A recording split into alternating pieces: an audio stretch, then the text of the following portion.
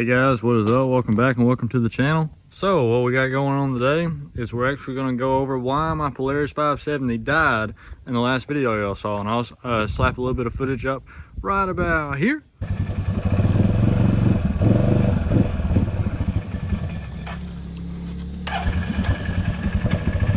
There we go. Don't worry guys, she started right back up. She died a little bit, but she's still puttering.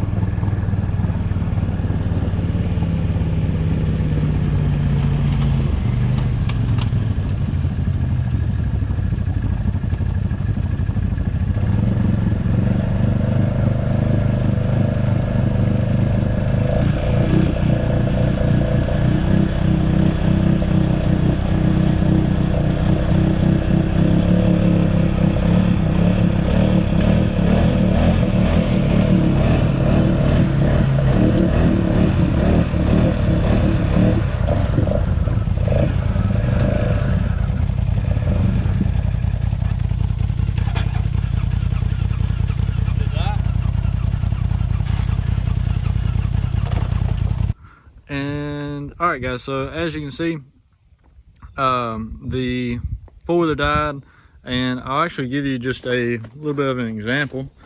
I haven't taken too much apart yet of what's going on, so give me just a second. I'm going to put the camera down and I'll get started. I'll be right back. All right guys, so as you can see, it's running.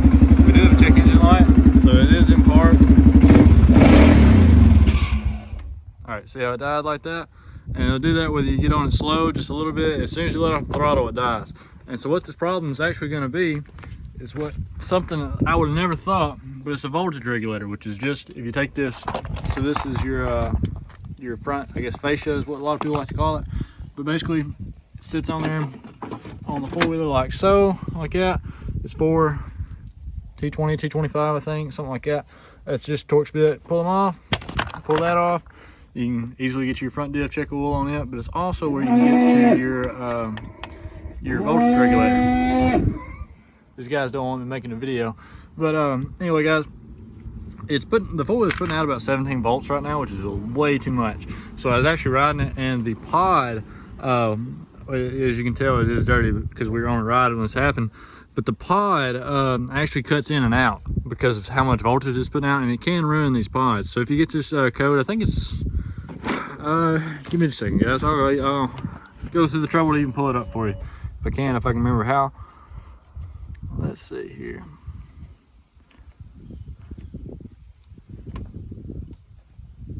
There we go. It's a 168.3 and 0, so that's what it's going to be for faulty voltage regulator.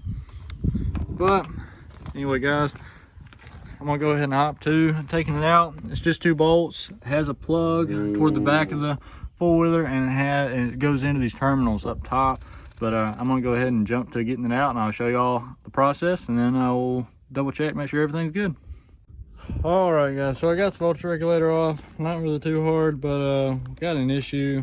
We definitely have the wrong regulator. I don't know if it's I mean, this is supposed to be for a 2014 570, but it don't look like it is.